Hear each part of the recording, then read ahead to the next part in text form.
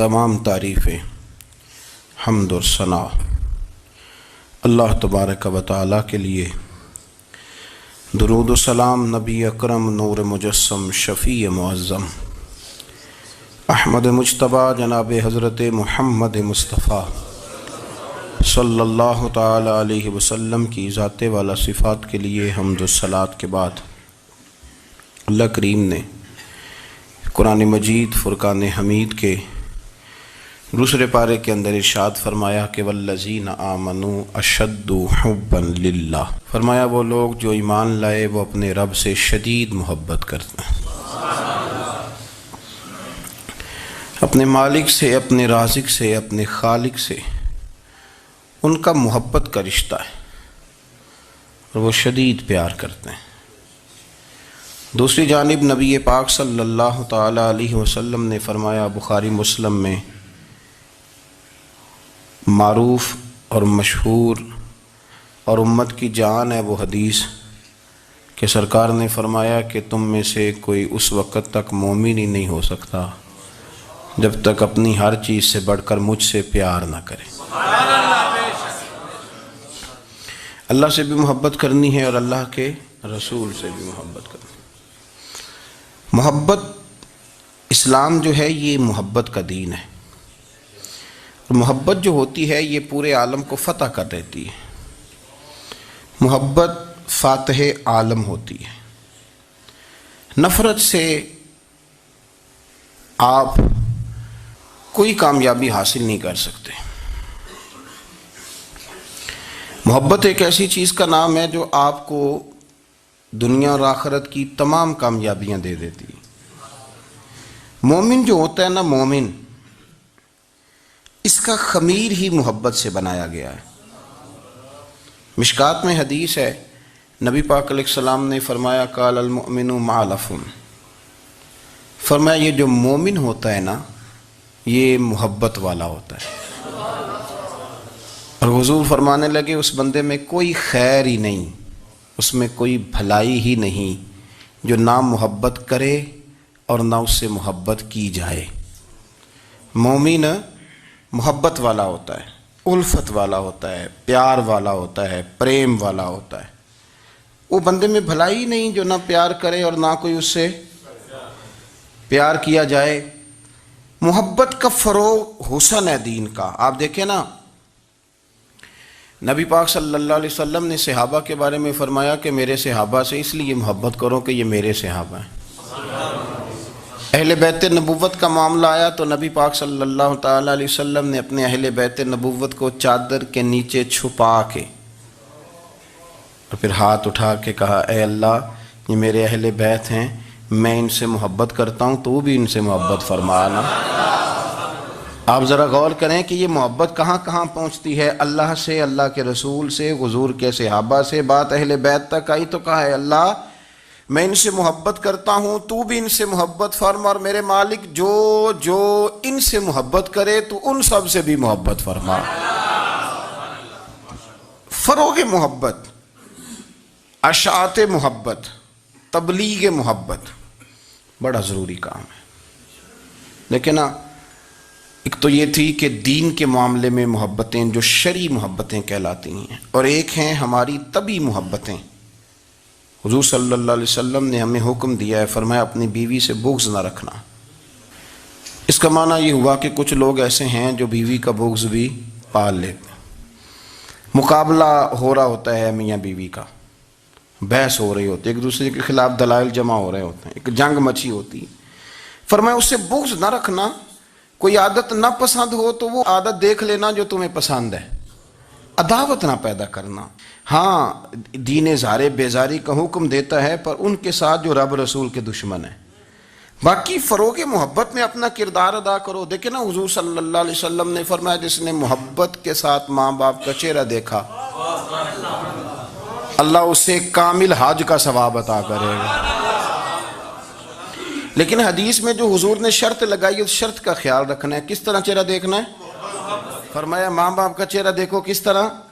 अच्छा, ये हदीस बताती है कि कुछ लोग ऐसे हैं जो चेहरा देखते हैं पर मोहब्बत से नहीं देखते।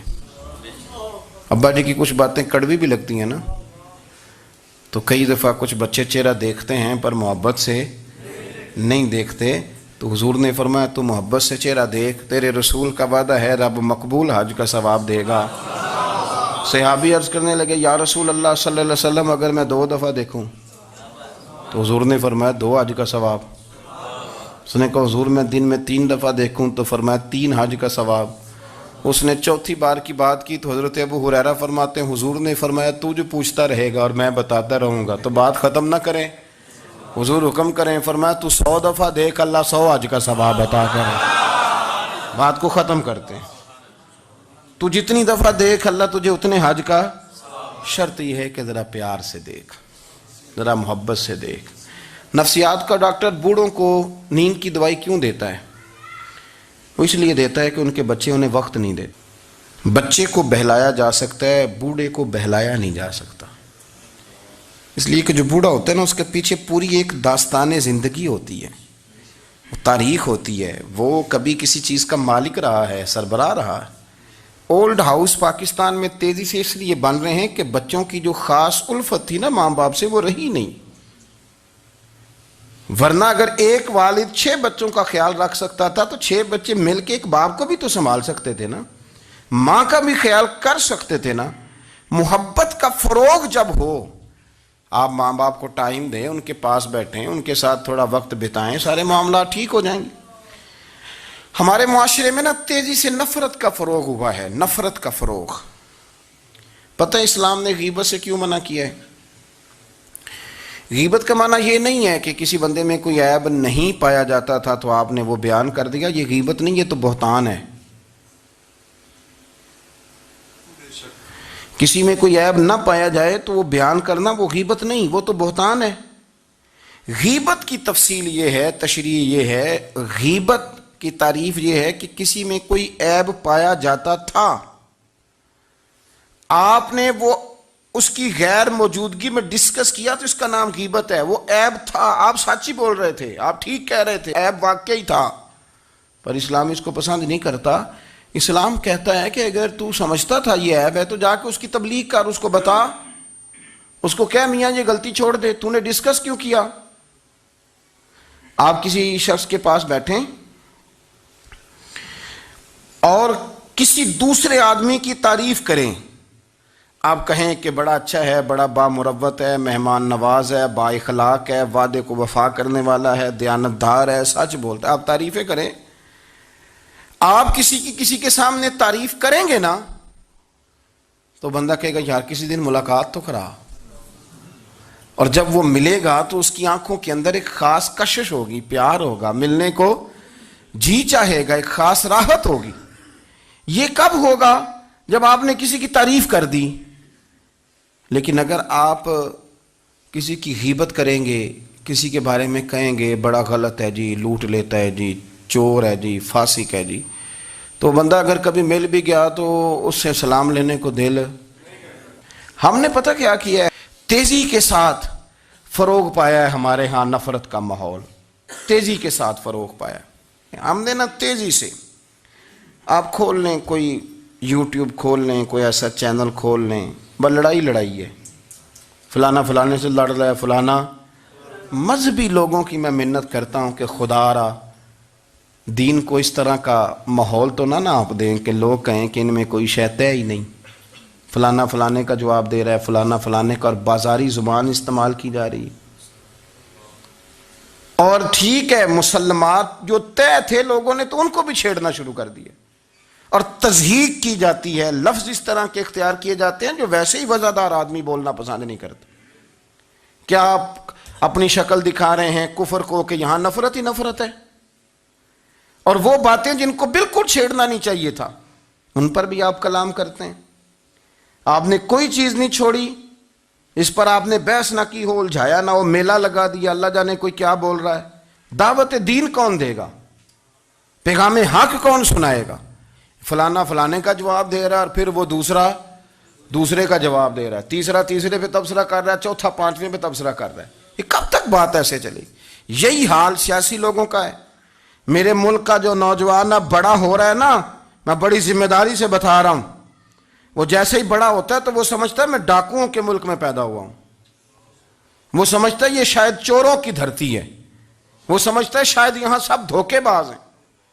ہم اس طرح سے نچوڑ کے لوگوں کے دلوں میں نفرت بھری ہے، نچوڑ کے، کہ لوگ سمجھنے لگے ہیں اس ملک میں تو کوئی بندہ دیانتدار ہے ہی نہیں، کوئی بندہ اچھا ہے ہی نہیں، کوئی بندہ نیک ہے ہی نہیں۔ مذاق اڑاتے ایک صاحب میرے پاس آئے ہوئے تھے، کہنے لگے پیر صاحب 11 سال ہو گئے پولیس کی نوکری کرتا ہوں، 1 روپیہ رشوت نہیں لی۔ وہ چلا گیا، میں نے اسے تھپکی دی تو وہ نکلا ہے، تو ایک بندہ کہنے لگا سب انہیں جو ہوتے نہیں نہ سکتا۔ میں نے کہا یار تو منشی ہے اللہ کی رحمت کا، یہ میرے رسول اللہ کا دین ہے اور قیامت تک لوگ اس پر عمل کریں گے۔ اس نے 11 سال کہا، وہ 40 سال بھی کہتا تو میں ماننے کو تیار ہوں۔ کیوں کچھی باتیں کرتے ہیں؟ آپ نے تو تباہی کر دی، کوئی بندہ ٹھیک نہیں بچا، ایسے میلہ لگا ہوا ہے۔ اس دھرتی کو آپ برا کہتے ہیں، اس کو چوروں کی اور ڈکیت کی اور فرار لوگوں کی آپ دھرتی کہتے ہیں؟ یہ وہ دھرتی ہے جس نے داتا گنج بخش علی حجویری جیسے لوگ رکھے ہوئے ہیں، یہ وہ دھرتی ہے جہاں بابا فرید جیسے لوگ بستے ہیں۔ کیا بات کرتے ہیں صاحب، یہ اتنے بزرگ ترین لوگ یہاں بستے ہیں اور آپ کیا بات کرتے ہیں؟ اور دیکھیں میں بالکل ہی غیر سیاسی اور غیر جانبدار رہتا ہوں ملکی معاملات میں، لیکن جس شخص نے پاکستان کو ایٹمی قوت بنانے کے لیے، اب تو بڑی عمارت ہو گئی ہے، غربت میں جس بندے نے کام شروع کیا تھا کہ ایٹمی طاقت بن جائے، اس نے کوئی کام کیا کہ نہیں کیا؟ آپ کو پاورفل بنایا کہ نہیں بنایا؟ کبھی تبصرہ ہوتا ہے اس پر بھی؟ ہمیں لاکھ اختلاف صحیح، ہم بھی بات کرتے ہیں مخالفت میں، لیکن تباہی نہیں اتار دی ہم نے، توہین کر کر کے، نفرت پھیلا پھیلا کے۔ اس سے پہلے جو حکومت گئی شاید اس کا سب سے بڑا مخالف میں ہوں، لیکن ایسا نہیں ہے کہ انہوں نے کوئی کام بھی ایسا نہیں جو اچھا نہ کیا ہو، ایسا نہیں ہے۔ میں ملک بھر میں سفر کرتا رہتا ہوں، میں دیکھتا ہوں بہت ساری جگہیں ایسی ہیں، بہت سارے دیہات ایسے ہیں جس میں بڑے بڑے شاندار روڈ بنائے گئے، کام کیا گیا۔ ان کی 99 خامیاں اپنی جگہ پر، خوبی کا بھی تو ذکر کریں۔ یہی حال اس گورنمنٹ کا ہو رہا ہے، لاٹھ لے کے لوگ ہیں، یہ بھی گندا وہ بھی گندا۔ یہ آپ کس طرح کی بات کر رہے ہیں؟ آپ نے تو ملک کو یہ نام دے دیا ہے کہ یہاں کوئی اچھا انسان بستا ہی نہیں، مولوی ہیں تو سارے برے ہیں، پیر ہیں تو سارے برے ہیں۔ کیا بات کرتے ہیں صاحب؟ یہ میرے رسول اللہ کی قوم ہے، یہ نبی پاک کی امت ہے، اور حضور نے فرمایا میری امت کبھی گمراہی پر جمع نہیں ہوگی۔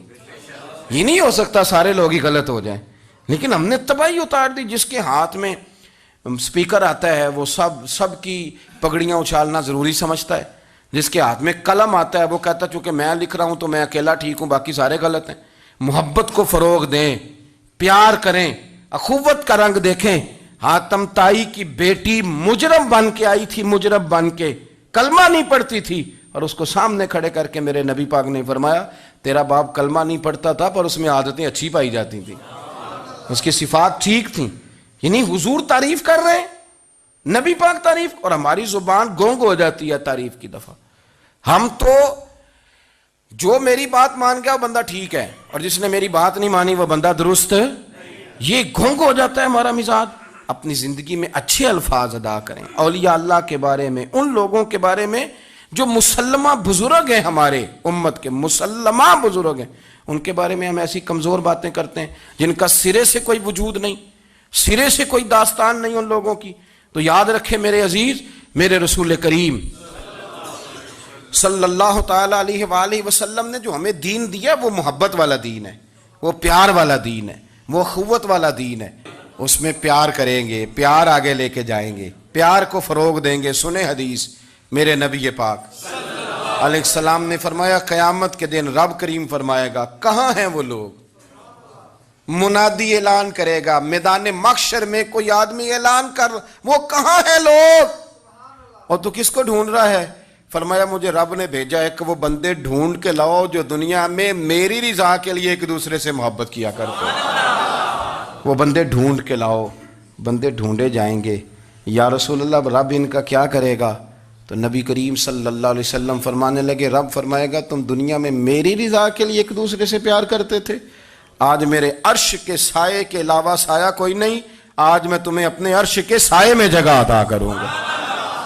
میری رضا کے لیے پیار کیا تم نے، میری رضا کے لیے محبت۔ خدا را تھوڑا تھوڑا لوگوں سے پیار شروع کریں۔ آپ یقین کریں وہ پولیس والے سے آپ کہیں نا کہ تو اپنا رویہ ٹھیک کر، تو کہتے تو انہیں پتہ نہیں بندے کس طرح دا ساڑھنا سلوک کرتے ہیں۔ وہ بھی مطمئن ہے، وہ کہتا ہے اگر میں گالی گلوچ کر رہا ہوں تو میں ٹھیک کر رہا ہوں. وہ کہتا ہے یہ لوگ لائے کیس ہیں. آپ دیکھ لیں، آپ سمجھ لیں چیزوں کو. میں نے ڈاکٹر صاحب سے کہا کہ تھوڑی سی آپ لوگوں سے شفقت کریں، غریب لوگ آتے ہیں تو کہتے ہیں مفت دوائی دیں تو یہ بیچ دیتے ہیں جا کے. ہر شخص نے ایک دوسرے کے خلاف کہانی بنا لی، نفرت کے لیے کوئی نہ کوئی پلان کر لیا. ہمیں باتیں مل گئیں، ہم نے داستان سرائی کر لی، ہم نے اپنے ذہن کو اکٹھا کر لیا. مجھے بتلاؤ نا یار، اگر رسول کریم صلی اللہ علیہ وسلم اور باقی انبیاء بھی قوموں کے بارے میں یہ سوچتے کہ یہ بڑے ظالم ہیں، یہ بڑے چور ہیں، یہ بڑے ڈکیت ہیں، یہ بڑے غاصب ہیں، یہ کافر ہیں، منافق ہیں، تو بھلا ہو سکتا تھا؟ لوگوں کا فائدہ ہو سکتا تھا؟ وہ لوگ بڑے بڑے سخت گیر تھے، پر محبوب نے فرمایا وہ جو کریں گے وہ ان کا انداز ہے، اور ہم جو کریں گے وہ ہمارے رب نے ہمارے ذمے لگا کے بھیجا ہے.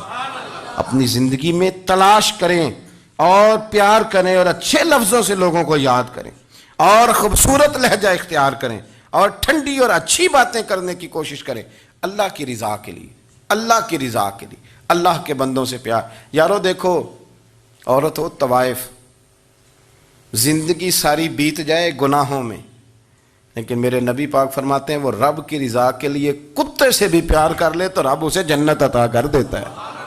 تو کتے کو پانی پلا گئی، پر پلا گئی نا اللہ کی رضا کے لیے، اسے کوئی فائدہ تو نہیں تھا نا، وہ اللہ کی رضا کے لیے پلا گئی. تو رب کریم نے اس کے سارے گناہوں کو، کسی سے پیار تو کریں، خدا را کسی سے پیار تو کریں. اس سال میرے گاؤں کے میلے کی بھیڑ میں جو گم ہوا وہ ایک بھکارن کا لال تھا. اس غریب کو تلاش تھی متاع خلوص کی، اور مخلوق چپ رہی کہ یہ مشکل سوال تھا.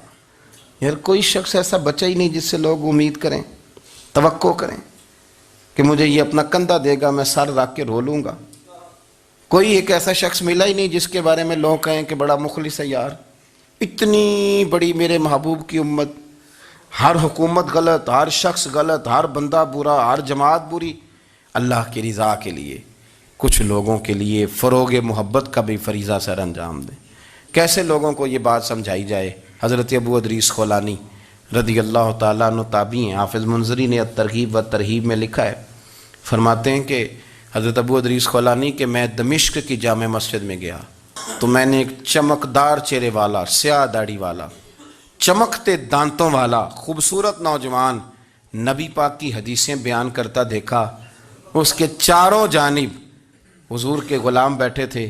میں نے ایک شخص سے کہا یار بڑا حسین چہرہ ہے، بڑا ہی خوبصورت انداز ہے، کون ہے بندہ؟ انہوں نے کہا آپ نہیں جانتے، یہ صحابی رسول حضرت معاذ ابن جبل ہے رضی اللہ تعالی عنہ. حضرت معاذ ابن جبل کا انتقال بھی کوئی 40 سال کی عمر سے پہلے ہو گیا تھا، لیکن ان پر حضور کا اعتماد اتنا تھا کہ حضور نے اپنی حیات ظاہرہ میں گورنر بنایا انہیں صوبے. چمکدار دانت، حدیثیں بیان کر رہے ہیں. حضرت ابو ادریس خولانی رضی اللہ تعالیٰ عنہ کہتے ہیں رش بڑا تھا. میرے دل میں خواہش ہوئی کہ آج تو لوگ زیادہ ہیں، کل آؤں گا ملاقات کروں گا. کہتے ہیں اگلے دن میں اپنی طرف سے سب سے پہلے گیا، پر حضرت معاذ ابن جبل تو مجھ سے پہلے مسجد میں موجود تھے اور وہ نفل پڑھ رہے تھے، اللہ اللہ کر رہے تھے. تو میں نے ان کے ساتھ سلام لی.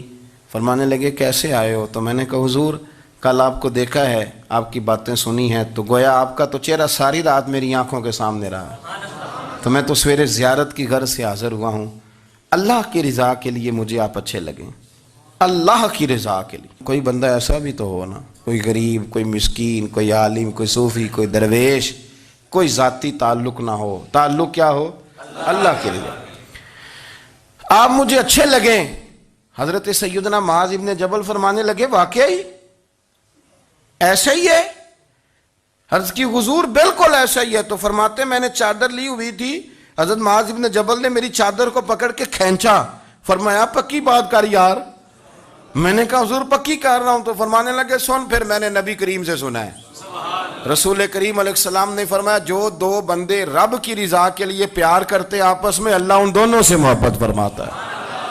سن پھر اس کو یاد رکھنا، اللہ ان دونوں سے محبت کرتا ہے. حضرت ابو ادریس خولانی سے کوئی پوچھتا تھا نا کہ دنیا میں جانا ہے تو سرمایہ کیا ہے، تو فرماتے تھے یہ جو میں نے چادر لی ہوئی ہے نا، اس چادر کے اندر میرا وجود ہے اور وجود کے اندر میرا دل ہے اور دل کے اندر میں نے حضرت معاذ ابن جبل کو رکھا ہوا ہے. میں نے وہاں ان کا ٹھکانہ بنایا ہوا ہے، وہاں ان کا ٹھکانہ ہے۔ یہ دوڑی نکتہ چی ہے، کہیں چھپ کے بیٹھ جا، اور جس دل میں تو مکی ہے وہیں چھپ کے بیٹھ جا۔ اقبال کہتے ہیں جس دل میں تو مکی ہے وہیں چھپ کے بیٹھ جا۔ دوستو، رسول اللہ صلی اللہ علیہ وسلم کے غلاموں نے مالک کی رضا کے لیے لوگوں سے پیار، فروغ محبت میں کردار ادا کیا، اور بہترین کردار۔ آپ اپنی زندگی میں کچھ چیزیں ایسی بنائیں جن میں فقط اللہ کی رضا کے لیے محبت، خالق کی رضا کے لیے پیار، خالق کی رضا۔ آپ یقین کریں اگر تھوڑا تھوڑا کر کے ہم اس محبت کو فروغ دیں نا اپنے دلوں میں، تو بہت سارے بادل چھٹیں گے۔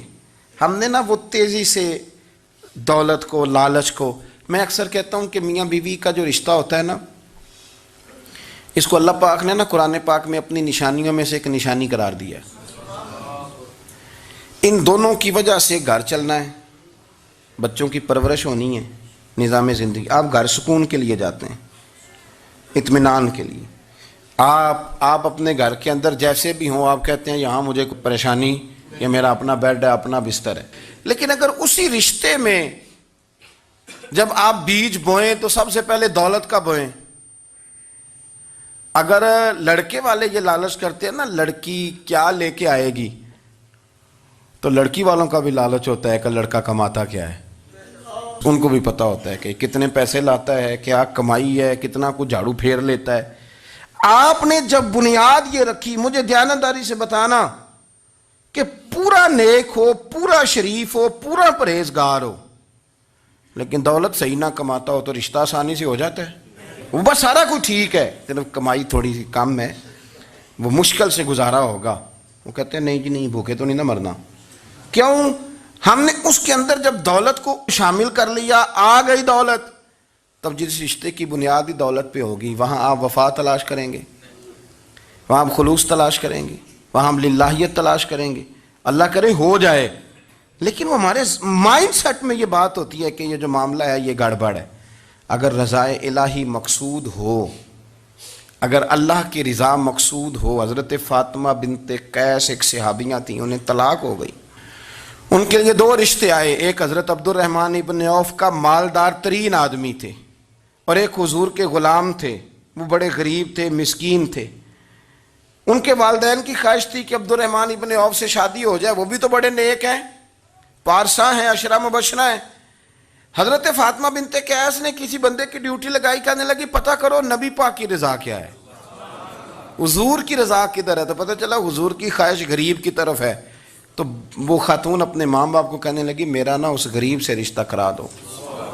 ہم نے کہا پتر، بیٹیوں کے بارے میں ماں باپ بڑے احساس ہوتے ہیں، ہم چاہتے ہیں کہ عبد الرحمن ابن عوف مالدار ہے تو وہ بھی تو نیک ہے نا، حضور نے دنیا میں جنت کی بشارت دی، اور ان کا بڑا اعزاز ہے، حضور نے ان کے پیچھے نماز پڑھی، بڑا مرتبہ بڑا مقام والا صحابی ہے، وہ تو غریب آدمی ہے، اور پھر حضور نے حکم تو نہیں نہ دیا، خواہش کا اظہار کیا ہے۔ اس بی بی کے جملے بڑے شاندار ہیں، کہنے لگی آپ مجھے اللہ کی رضا کے لیے نا میرے نبی کے حوالے کر دیں، مجھے امید ہے اللہ رسول مجھے کبھی ضائع نہیں فرمائیں گے، مجھے حوالے کریں رسول کائنات۔ چھوڑیں کو ضروری ہے دنیا داری ہر طرف دیکھنا، کہیں کوئی کام ایسا بھی تو ہو نا جو محبت کے زور پہ ہو، جو محبت کے لیے ہو۔ کوئی ہمارے پاس بڑے سارے لوگ آتے ہیں، بڑے سارے لوگ آتے ہیں، اور ہم اس قابل بھی نہیں جتنے لوگ آ جاتے ہیں، میں صحیح کہہ رہا ہوں، بالکل کوئی حیثیت نہیں، 1% بھی۔ جب پلٹ کے دیکھتے ہیں تو شرم آتی ہے کہ یار اتنی دور سے بندہ چل کے آ گیا، اس کو کیسے سمجھائیں، کس طرح کر کے۔ تو ایک آدھ دن پہلے ایک بزرگ آ گئے، اور وہ اچھے صاف ستھرا ان کا مزاج تھا، بڑے شاندار، تو میں زیارت کے لیے ہوں، تو میں نے کہا زیارت شیارت والا تو کھاتا کوئی نہیں، چلو آپ آ گئے ہیں تو کوئی حکم کریں۔ تو کہنے لگے کوئی حکم نہیں، میں اللہ کی رضا کے لیے آیا ہوں۔ یہ کوئی تقریر نہیں تھی، کوئی خطبہ نہیں تھا، نہ ان کے سامنے سپیکر تھا، نہ وہ شور کر رہے تھے، نہ وہ نعرے لگوا رہے تھے، نہ وہ ہاتھوں پہ ہاتھ مار رہے تھے۔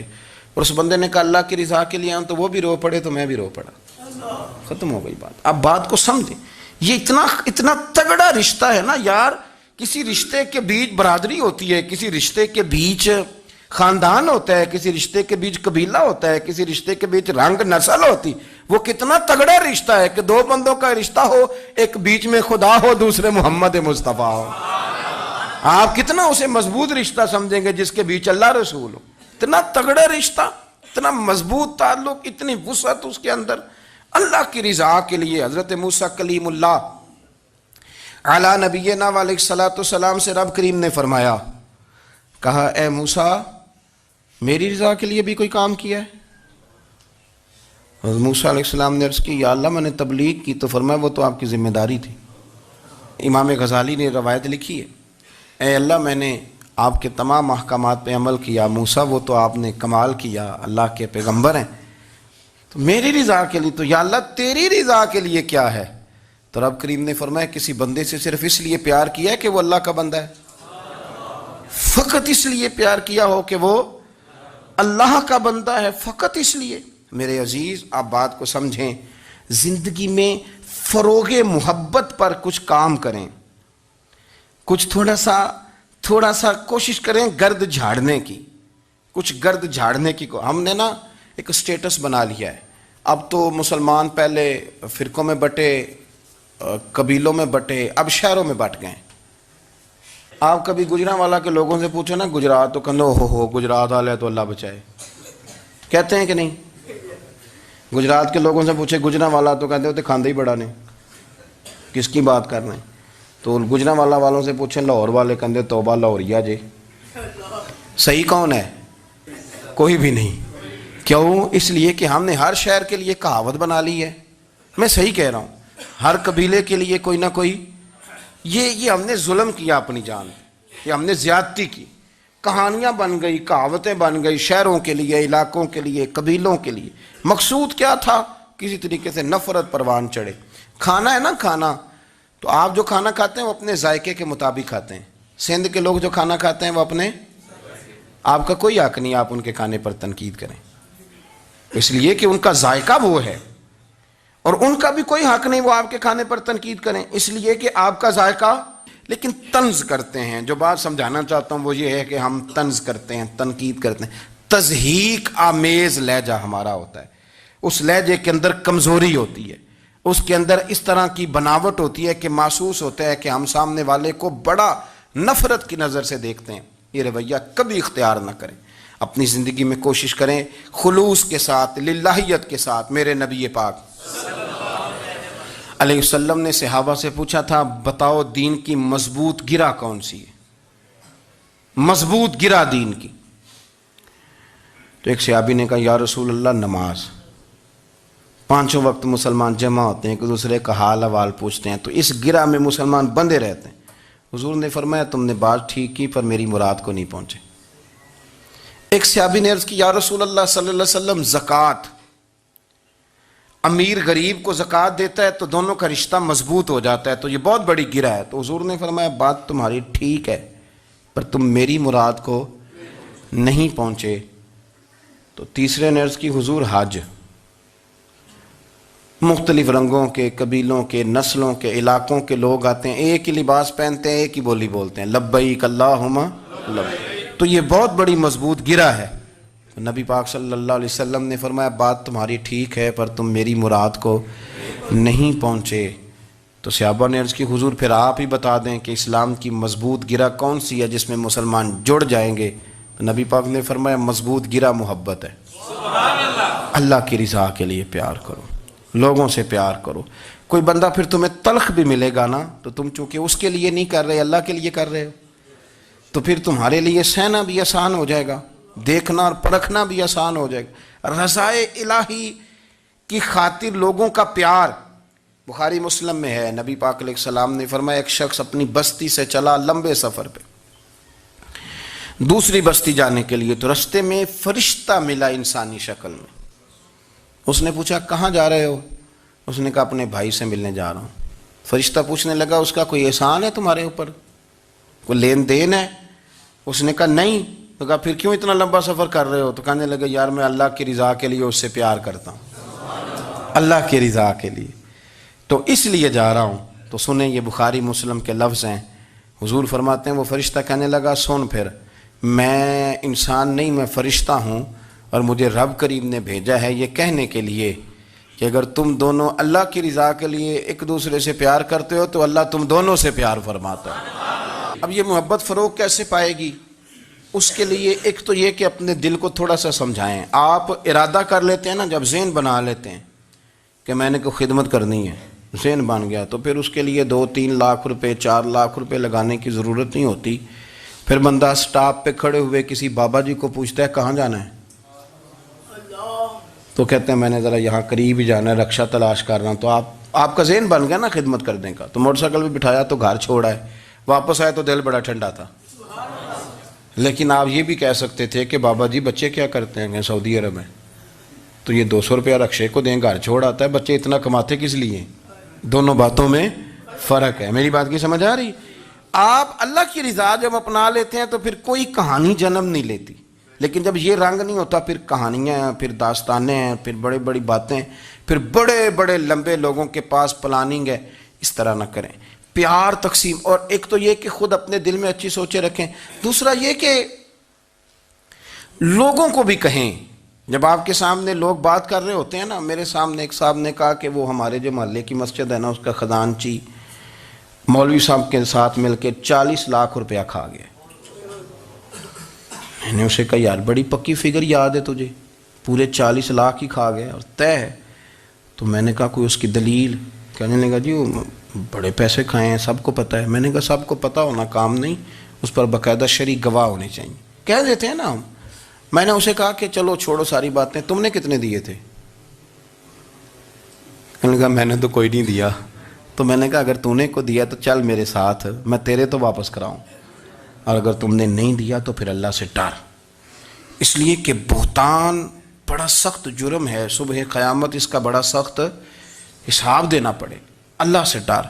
یہی حال ہماری اخباریں کرتے ہیں، جس کے اوپر مرضی جو مرضی ڈال دیا، کون سا کسی نے پوچھنا ہے؟ صحیح کہہ رہا ہوں میں؟ جو مرضی. اور اب سوشل میڈیا جب سے آیا ہے، پھر تو کسی خبر کی کسی تصدیق کی کوئی ضرورت، اور نہ پوچھنے والا پوچھتا ہے کہ یہ خبر کہاں سے آئی. بہت سارے لوگوں کے مرنے کی خبریں چھپ جاتی ہیں اور وہ وضاحت کر رہے ہوتے ہیں نہیں جی میں بالکل موجود ہوں، میں بالکل زندہ ہوں، کوئی ایسا مسئلہ نہیں ہے. تو اچھا اس طرح جب کوئی بندہ کر رہا ہو تو پھر آپ کیا کریں؟ پھر اس کو سمجھائیں. میں نے بھی اس دوست سے گزارش کی، میں نے کہا آپ غلط ٹریک پہ چڑھے ہوئے ہیں، یہ طریقہ درست نہیں ہے. اگر آپ کے پاس پروف ثبوت ہے تو پھر بھی مجھے بتانے کی ضرورت نہیں تھی. آپ وہ پروف ثبوت لے جاتے اور خزانچی اور امام صاحب سے ملتے، کہتے یہ 40 لاکھ روپیہ کدھر ہے؟ آپ کے پاس پیسے تھے، وہ مسجد کے ہیں، اس کو آپ لائیں، فلاں جگہ استعمال کیے ہیں کہ نہیں. ان کے پاس جاتے، دائیں بائیں کہانیاں چھیڑنا تو آپ اپنے لیے گناہ اکٹھا کر رہے ہیں. نبی پاک صلی اللہ علیہ وسلم کی حدیث سن لیں اور اس کو ہمیشہ یاد رکھنا ہے. آپ حضور نے فرمایا اگر تو نے کسی شخص کی ایسی جگہ توہین کی جہاں اس کی عزت بنی ہوئی تھی، تو نے کسی کو ایسی جگہ رسوا کر دیا جہاں اس کی عزت، کسی نے آپ کے سامنے آ کے کسی آدمی کی تعریف کی تو نہیں تمہیں نہیں پتا، میں بتاتا ہوں. حضور فرمانے لگے اگر تم نے کسی شخص کی ایسی جگہ توہین کی جہاں اس کی عزت بنی ہوئی تھی تو رب بھی تمہیں اس جگہ رسوا کرے گا جہاں تمہاری عزت بنی ہوئی ہو. اللہ کی رضا کے لیے ایک تو خود پیار کریں، دوسرا لوگوں کو بھی سمجھائیں، قائل کریں کہ یار یہ انداز درست نہیں ہے، تجھے تحقیق نہیں پوری بات کی، تو تحقیق کر. دعا کرتا ہوں اللہ میرے ملک کو، میرے وطن کو، امت مسلمہ کو محبت، پیار اور خلوص کی توفیق عطا فرما. آخر دعوانا الحمد.